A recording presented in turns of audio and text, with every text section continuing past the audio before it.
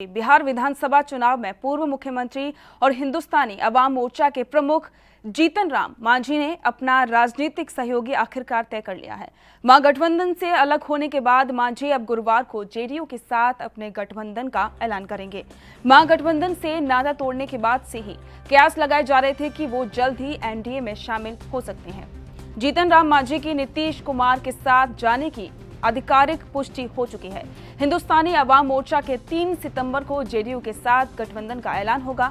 हालांकि इस बात के भी कयास लगाए जा रहे थे कि जीतन राम मांझी अपनी पार्टी का विलय जेडीयू में कर सकते हैं, लेकिन अब गठबंधन की पुष्टि होने के साथ इन सारे कयासों पर विराम लग चुका है। सूत्रों की माने तो जीतन राम मांझी की जेडीयू के साथ डील फाइनल हो चुकी है। नीतीश कुमार अपने कोटे से मांझी को 9 सीट देंगे, जिस पर मांझी राजी हो गए हैं। जेडीयू के साथ गठबंधन के बाद मांझी की एक तरीके से घर वापसी होगी, क्योंकि मांझी जेडीयू में ही रहे और फिर अपनी पार्टी बनाकर एनडीए के साथ मिलकर पिछला चुनाव लड़े थे। दरअसल 2014 लोकसभा चुनाव में बुरी तरीके से हारने के बाद नीतीश कुमार ने मुख्यमंत्री पद से इस्तीफा दे दिया था। इसके बाद उन्होंने जीतन राम मांझी को मुख्यमंत्री बनाया था। हालांकि करीब 9 महीने के बाद वे मांझी को हटाकर खुद सीएम बन गए थे। इसके बाद मांझी ने अपनी अलग पार्टी बना ली थी।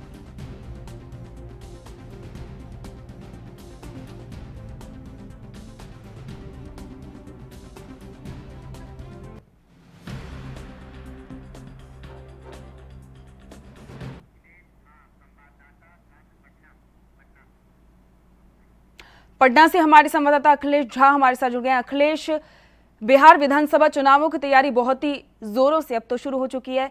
वहां की राजनीति में कैसी उठापटक देखने को मिल रही है? देखिए, बिहार की राजनीतिक तापमान की जहां तक बात है वो बहुत ही गर्म है और अपने चरम पे है। यहाँ समझ नहीं आता कि कौन से नेता, किस पार्टी के नेता किस दल में कितने देर के लिए हैं। राजनीति में विश्वास और अवसरवादिता इतना ज्यादा बढ़ गई है कि कोई आम लोग ये एहसास करना, ये विश्वास करने के में बहुत हिचकते हैं कि अभी कोई नेता अगर उनके नेता है और वो घोषणा करते हैं जदयू में कितनी देर रहेंगे। हालिया जो डेवलपमेंट है उसमें जीतन राम मांझी कई बार टाइम बदल चुके हैं। लगता है उनका मोल भाव जो चल रहा है नीतीश कुमार के साथ वो किसी परिणति तक नहीं पहुंचा और परिणाम जीतन राम मांझी को फेवरेबल नहीं दिख रहा है। लेकिन अखिलेश अब तो ये बात लगभग तय ही हो चुकी है कि वो जेडीयू में शामिल होंगे और साथ ही गठबंधन के चलते वो उसमें चुनाव लड़ने वाले हैं, और साथ ही ये भी बात सामने है कि 9 सीटों पर वो विधानसभा में उतरेंगे। देखिए, विधानसभा के साथ विधान परिषद की सीट की भी वो मांग कर रहे हैं और अभी परिषद के सीट पर सहमति बन नहीं पाई है। और दूसरी तरफ एक पेंच और फंसा हुआ है। जीतन राम मांझी एनडीए में शामिल होना चाहते हैं, जबकि नीतीश कुमार उनको जदयू में शामिल कराना चाहते हैं। जीतन राम मांझी चाहते हैं कि जैसे पहले वो एनडीए के घटक दल थे उसी तरह फिर से एनडीए के घटक दल के रूप में एनडीए में वो शामिल हो, लेकिन नीतीश कुमार ऐसा नहीं चाहते। नीतीश कुमार चाहते हैं कि आप जदयू से में मिलिए और अपनी पार्टी को मर्ज करवा लीजिए जदयू के साथ। अखिलेश, तो क्या आपको लगता है कि नीतीश कुमार मांझी की बातों को मानेंगे?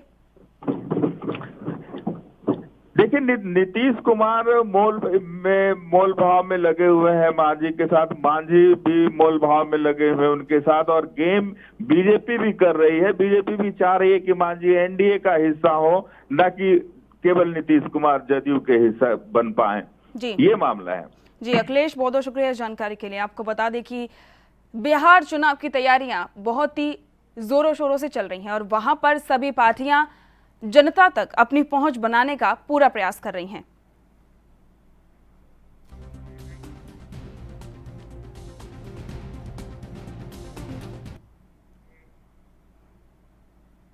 सुशांत सिंह राजपूत केस में आए दिन नए खुलासे हो रहे हैं। सीबीआई इस केस की जांच कर रही है और सुशांत की गर्लफ्रेंड रही रिया चक्रवर्ती, उनके भाई शोभिक, पिता इंद्रजीत सिंह और पूर्व manager Shruti Modi, flatmate Siddharth Pithani, staff member Dipesh Sawant और अन्य लोगों से सीबीआई पूछताछ कर रही है। इसी बीच नारकोटिक्स कंट्रोल ब्यूरो भी इस केस में ड्रग एंगल से जांच कर रही है। बता दें कि रिया चक्रवर्ती के पिता इंद्रजीत चक्रवर्ती डीआरडीओ गेस्ट हाउस पहुंचे, जहां पर सुशांत की मौत के मामले की जांच कर रही सीबीआई टीम उनसे पूछताछ की।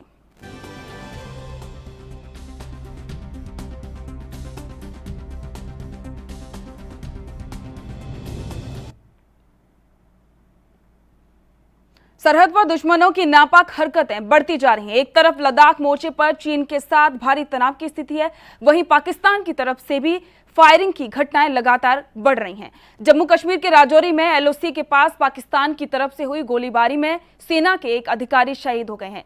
आज सुबह हुई गोलीबारी में जूनियर कमीशन अधिकारी शहीद हो गए। रक्षा सूत्रों से प्राप्त जानकारी के अनुसार पाकिस्तानी सैनिकों ने बुधवार को युद्ध विराम का उल्लंघन किया।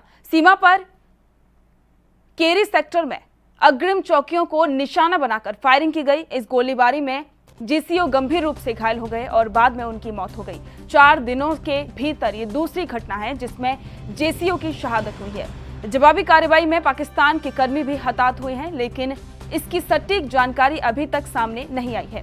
पिछले 4 दिनों में इस तरह की दूसरी घटना है। राजौरी जिले के नौशहरा सेक्टर में 30 अगस्त को भी एक जेसीओ शहीद हो गए थे।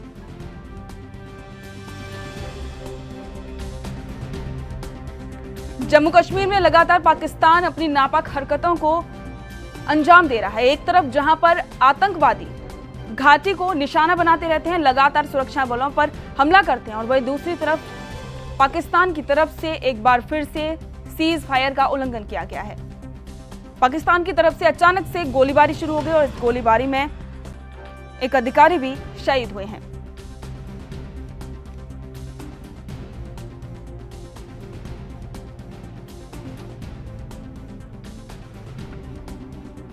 पाकिस्तान और चीन की हरकतों के बाद से तनाव की स्थिति भारत में पैदा हो गई है, लेकिन फिर भी भारत डटकर दोनों ही सीमा पर भारत के जवान तैनात हैं और वो पाकिस्तान और चीन का डटकर सामना कर रहे हैं। रक्षा सूत्रों से एक जानकारी मिली जिसके अनुसार पाकिस्तानी सैनिकों ने बुधवार को युद्ध विराम का उल्लंघन किया है और सीमा पार केरी सेक्टर में चौकियों को निशाना बनाकर पाकिस्तान की तरफ से फायरिंग की गई और इस फायरिंग में जेसीओ गंभीर रूप से घायल हो गए और बाद में वो शहीद हो गए। आपको ये भी बता दें कि पिछले 4 दिनों के भीतर ये दूसरी घटना है और इस बारे में ज्यादा जानकारी के लिए हमारे संवाददाता जम्मू कश्मीर से रविंद्र श्रीवास्तव हमारे साथ जुड़े हैं। रविंद्र, पाकिस्तान लगातार अपनी नापाक हरकतों को अंजाम दे रहा है, एक बार फिर से उसने सीज फायर का उल्लंघन किया है, क्या कुछ नई जानकारी सामने आ रही है? जी देखिए, पाकिस्तान लगातार आतंकियों की घुसपैठ करवाने की मंशा से एलओसी को टारगेट कर रहा है, खासकर राजौरी, पुंछ और कश्मीर के कुपवाड़ा, बारामूला, इन इलाकों में लगातार पाकिस्तान जो है फायरिंग कर रहा है। बीती रात पाकिस्तान की तरफ से राजौरी के केरी सेक्टर में फायरिंग की गई है जिसमें एक जेसीओ जो है वो शहीद हो गए हैं और हालांकि भारतीय सेना की तरफ से भी बड़ी कार्रवाई की गई है जिसमें जो पाकिस्तान की कुछ पोस्ट हैं वो तबाह हुई हैं और कुछ सैनिक जो है पाकिस्तान के घायल हुए हैं। तो कहीं ना कहीं भारत की तरफ से कड़ी प्रतिक्रिया जो है वो पाकिस्तान को दी जाती है, लेकिन पाकिस्तान जो है सुधरने का नाम नहीं ले रहा है। 2 दिन पहले भी पाकिस्तान की तरफ से नौशहरा सेक्टर में जो है वो फायरिंग की गई थी स्नाइपर शॉट के जरिए। उस समय भी एक जेसीओ जो थे वो शहीद हुए थे, लेकिन बीती रात पाकिस्तान की तरफ से फायरिंग की गई है। हालांकि फायरिंग ज्यादा देर नहीं चली है, लेकिन कहीं ना कहीं भारत की जो सेना है उसको नुकसान जरूर हुआ है। रविंद्र एक बात और है, एक तरफ जहां पर चीन लगातार बॉर्डर पर तनाव की स्थिति पैदा कर रहा है, वहीं दूसरी तरफ पाकिस्तान यही काम कर रहा है। आपको लगता है कि पाकिस्तान और चीन की आपस में मिली भगत के नतीजा है? जी देखिए, ये तो जग जाहिर है कि पाकिस्तान और चाइना जो है दोनों की मिली भगत है, क्योंकि लगातार जिस तरह से बात करें तो जो पीओके का हिस्सा है वहां पर चाइना जो है पाकिस्तान की मदद से सड़क का निर्माण कर रहा है जिससे दोनों देशों को जो है वो फायदा होगा। लेकिन कहीं ना कहीं भारत के जो द्वारा जो पीओके है जो भारत का हिस्सा है उसके ऊपर पाकिस्तान जो गैर तरीके से जो है वो सड़क का निर्माण करवा रहा है चाइना की मदद से। तो कहीं ना कहीं ये साफ दर्शाता है कि चाइना और पाकिस्तान दोनों मिलकर भारत के खिलाफ साजिशें जो है वो रच रहे हैं। एक तरफ तो चाइना लगातार जो है अपनी विस्तारवादी नीति का अपना रहा है।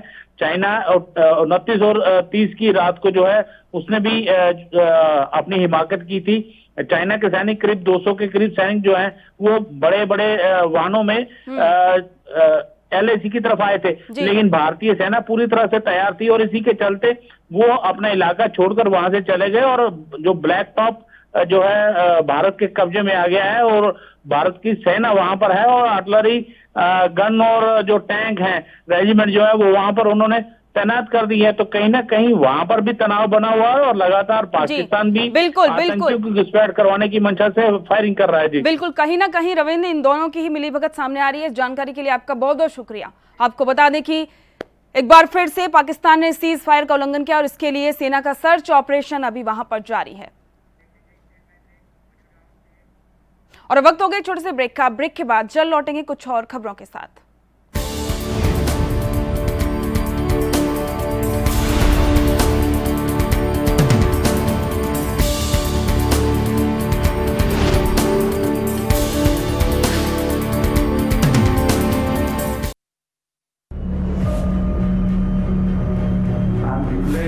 Public health emergency of international concern over the global outbreak of novel coronavirus. Bharat की कोरोना वायरस से जंग।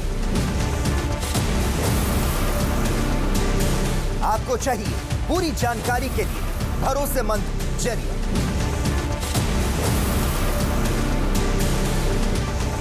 जानकारी जो अफवाहों पर ना हो। 24 घंटे 7 दिन लगातार सिर्फ ANB न्यूज पर।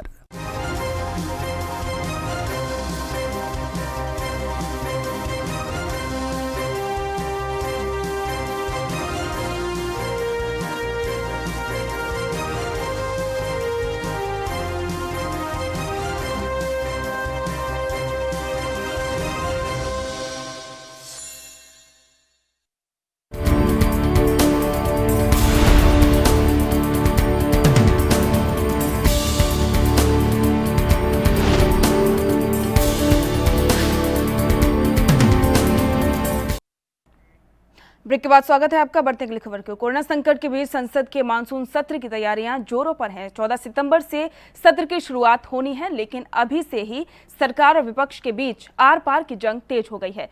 कोरोना काल में हो रहे संसद के सत्र में प्रश्नकाल शामिल नहीं है। ऐसे में विपक्ष की ओर से कई तरह के सवाल खड़े किए जा रहे हैं। कांग्रेस सांसद शशि थरूर ने इसको लेकर टीएमसी के नेताओं ने सरकार को इस मसले पर घेरा है। कांग्रेस सांसद शशि थरूर ने इस मसले पर ट्वीट किया। उन्होंने कहा कि मैंने 4 महीने पहले कहा था कि मजबूत नेता महामारी को लोकतंत्र को खत्म करने के तौर पर इस्तेमाल कर रहे हैं। संसद सत्र का नोटिफिकेशन ये बता रहा है कि इस बार प्रश्नकाल नहीं होगा। हमें सुरक्षित रखने के नाम पर ये कितना सही है।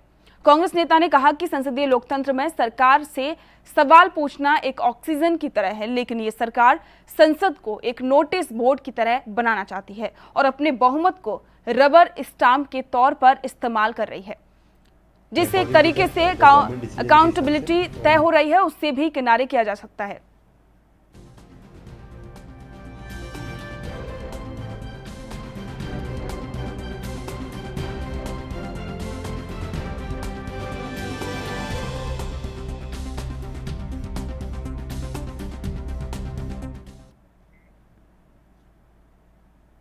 अयोध्या में राम मंदिर निर्माण के लिए मानचित्र को लेकर अयोध्या विकास प्राधिकरण की बैठक शुरू हो चुकी है। बोर्ड के अध्यक्ष कमिश्नर MP अग्रवाल की अध्यक्षता में ये बैठक शुरू हुई है। बैठक में राम मंदिर के मानचित्र को लेकर चर्चा चल रही है। उम्मीद जताई जा रही है कि आज ही मंदिर के मानचित्र को प्राधिकरण बोर्ड से मंजूरी मिल सकती है। मालूम है कि श्री राम जन्मभूमि तीर्थ क्षेत्र ट्रस्ट ने 2,74,110 वर्ग मीटर का मानचित्र दाखिल किया है। इसमें ओपन एरिया 2,74,110 वर्ग मीटर और कवर्ड एरिया 13,000 वर्ग मीटर है। ट्रस्ट को विकास शुल्क के साथ साथ अनुकरण शुल्क, पर्यवेक्षण और लेबल सेस भी देना होगा। लगभग 5 करोड़ रुपए विकास शुल्क और अन्य शुल्क आने की उम्मीद है। इसमें निर्माण पर लगने वाला श्रमिक सेस भी शामिल है। ट्रस्ट की तरफ से जमा की जाने वाली ये शुल्क आयकर छूट के बाद की है। बोर्ड से मानचित्र की मंजूरी के बाद प्राधिकरण शुल्क जमा करने के लिए ट्रस्ट को पत्र जारी करेगा। ट्रस्ट उसी के साथ धनराशि भी जमा करेगा। धनराशि जमा होने के बाद ही प्राधिकरण स्वीकृत मानचित्र ट्रस्ट को सौंपेगा।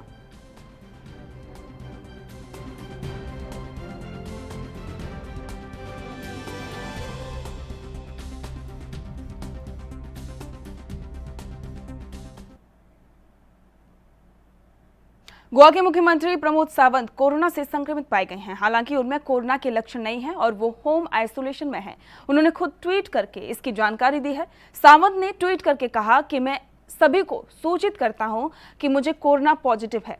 हालांकि कोरोना के लक्षण उनमें नहीं हैं और इसलिए वो होम आइसोलेशन में चले गए हैं। इसके साथ ही उन्होंने ये भी कहा कि वो घर से ही अपने अपने सारे कर्तव्यों का निर्वहन रखेंगे। जो लोग भी उनके संपर्क में आए हैं उन सभी से उन्होंने सावधानी बरतने और साथ ही कोरोना की जांच करवाने के भी कहा है।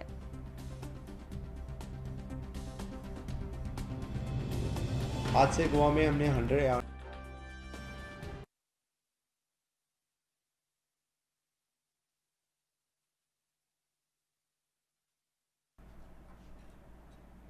कांग्रेस के पूर्व अध्यक्ष राहुल गांधी ने एक बार फिर प्रधानमंत्री नरेंद्र मोदी पर ट्वीट के जरिए हमला बोला है। पिछले कुछ दिनों से राहुल लगातार पीएम मोदी पर हमलावर रुख अपनाए हुए हैं। राहुल ने देश में कोरोना के बढ़ते मामले, गिरती जीडीपी और चीन की घुसपैठ के मुद्दे पर ट्वीट कर पीएम मोदी पर निशाना साधते हुए कहा कि भारत मोदी की बनाई हुई आपदाओं के बीच फंसा हुआ है। राहुल ने 6 मुद्दे गिनाए।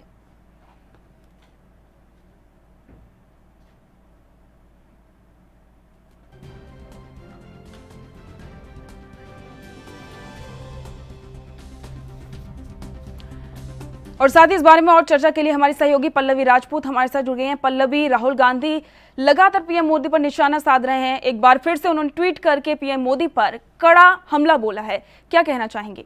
बिल्कुल पूजा, जीडीपी में ऐतिहासिक गिरावट और लद्दाख में चीन के साथ लगातार जिस तरह का तनाव बना हुआ है, उस बीच राहुल गांधी ने एक बार फिर केंद्र की मोदी सरकार पर करारा हमला बोला है। आपको बता दें कि एक ट्वीट के जरिए राहुल गांधी ने 6 मुद्दों पर मोदी सरकार को घेरा। उन्होंने ट्वीट में कहा है कि देश मोदी मेड डिजास्टर्स के चलते करहा रहा है, बड़ा हमला ये बोला गया है। इसके अलावा उन्होंने अपने ट्वीट में तमाम बातें लिखी। जीडीपी में ऐतिहासिक गिरावट, बेरोजगारी, 12 करोड़ नौकरियां खत्म, केंद्र राज्यों को जीएसटी मुआवजा नहीं दे रहा, दुनिया में सबसे ज्यादा नए कोविड केस और मौतें भारत में हो रही हैं, हमारी सीमाओं पर विदेशी घुसपैठ हो रही है। इन तमाम बातों को लेकर उन्होंने निशाना साधा है और एक बार फिर नरेंद्र मोदी सरकार पर हमला बोला है। यहाँ एक अहम जानकारी हम अपने दर्शकों को दे दें पूजा। केंद्र सरकार ने सोमवार को ही जीडीपी का डेटा रिलीज किया था और उस डेटा के अकॉर्डिंग 23% की भारी गिरावट इस बार दर्ज की गई है। 40 सालों बाद जीडीपी में ऐसी भारी गिरावट देखी गई है। हालांकि आंकड़ों पर जो मुख्य आर्थिक सलाहकार हैं के सुब्रमण्यम, उन्होंने कहा कि जीडीपी में पहली तिमाही की गिरावट उम्मीद के अनुरूप है। साथ ही उन्होंने ये भी सफाई दी थी कि अप्रैल से जून वाली तिमाही में पूरा देश लॉकडाउन में रहा था।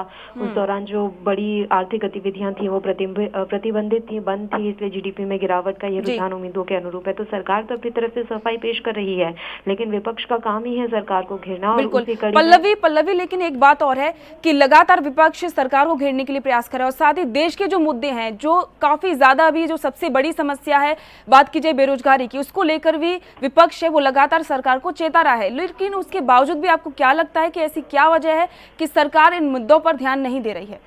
बिल्कुल, देखिए पूजा, चर्चा की बहुत ज़रूरत है। जिस तरह से जीडीपी का जो हम देख रहे हैं कि कितनी भारी प्रतिशत जो है गिरावट दर्ज की गई है, इसके अलावा तमाम करोड़ों नौकरियों के नुकसान का भी आकलन है। कई लोगों का रोजगार छिन गया है। केंद्र सरकार ने महीनों से राज्यों को जीएसटी का मुआवजा नहीं दिया, जबकि केंद्र की तरफ से ही वादा किया गया था कि हम जीएसटी का मुआवजा देंगे। तमाम ऐसे मुद्दे हैं जिन पर चर्चा की समय ज़रूरत है। हालांकि देखा जाए तो केंद्र सरकार जो है कहती है कि हम कोशिश कर रहे हैं। चाहे वो जीडीपी को लेकर अगर हम बात करें तो उन्होंने कहा कि जो ये पहली तिमाही की गिरावट है वो उम्मीद के अनुरूप है, क्योंकि देश में लॉकडाउन लग गया था और जो बड़ी आर्थिक गतिविधियां थी वो प्रतिबंधित रही थी। तो ये जीडीपी में जो गिरावट है ये रुझान उम्मीदों के अनुरूप है। भले ही केंद्र अपनी तरफ से तमाम सफाई पेश करे, लेकिन वाकई में हकीकत यह है कि जो मुद्दे हैं शायद उन पर हम बात नहीं कर पा रहे हैं। बिल्कुल पल्लवी, कहीं ना कहीं जो असली जो मुद्दे हैं उन पर कोई बात नहीं कर रहा है। आपका इस जानकारी के लिए बहुत बहुत शुक्रिया। आपको बता दें कि एक बार फिर से राहुल गांधी ने पीएम मोदी पर ट्वीट करके निशाना साधा है। कोरोना काल में पुलिस प्रशासन ने हर तरह से अपनी ड्यूटी निभाई है, पूरी जिम्मेदारी के साथ जनता की सेवा भी की है और अब गुजरात के सूरत में पुलिस ने एक और बड़ा कदम उठाया है। कोरोना संक्रमण से ठीक हो चुके पुलिस कर्मचारी और अधिकारियों ने प्लाज्मा दान करने का फैसला लिया है। सभी अपनी मर्जी से अपना प्लाज्मा दान कर रहे हैं ताकि मरीजों का इलाज हो सके।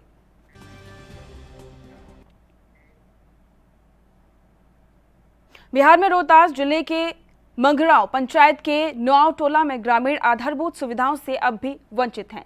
स्थानीय लोगों का कहना है कि चुनाव से पहले नेताओं के द्वारा सड़क, बिजली, स्वास्थ्य और शिक्षा के क्षेत्र में सुधार लाने के वादे किए जाते हैं, लेकिन चुनाव समाप्त होते ही धरातल पर काम की बातें ठहर जाती हैं।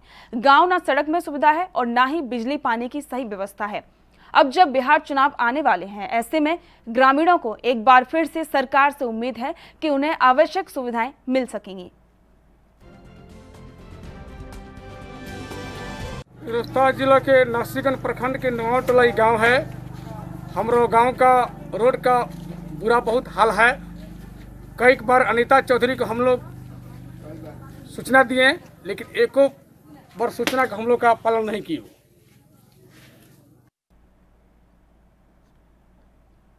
कोरोना महामारी की वजह से गुजरात के सूरत में मंडप के कपड़े के व्यापारियों को काफी नुकसान झेलना पड़ रहा है।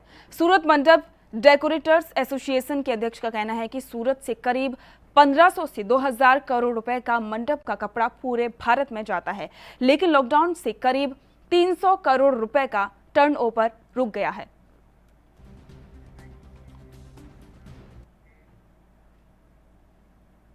यूपी के प्रयागराज में गंगा और यमुना नदियों का जलस्तर बढ़ने से शहर के निचले इलाकों में पानी भर चुका है, जिससे लोगों की मुश्किलें भी बढ़ चुकी हैं।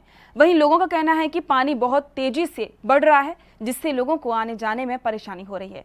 पानी में काफी मकान भी डूब चुके हैं। सरकार को इस पर ध्यान देना चाहिए।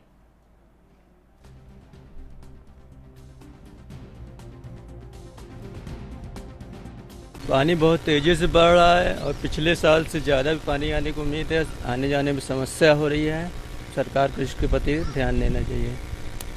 लोग काफ़ी पैदल जा रहे हैं। हाँ, तो समस्या, गाड़ी जा नहीं पा रही ना, पानी की वजह से बंद हो जा रही है। लोग पैदल जा रहे हैं, आने जाने में समस्या हो रही है। पानी कई मकान।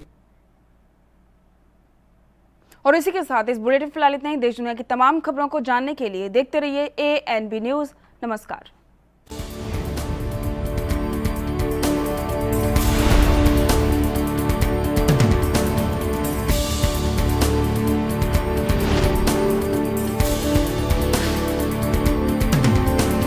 देश दुनिया की खबरों के लिए ANB न्यूज को सब्सक्राइब करें और बेल आइकन दबाएं।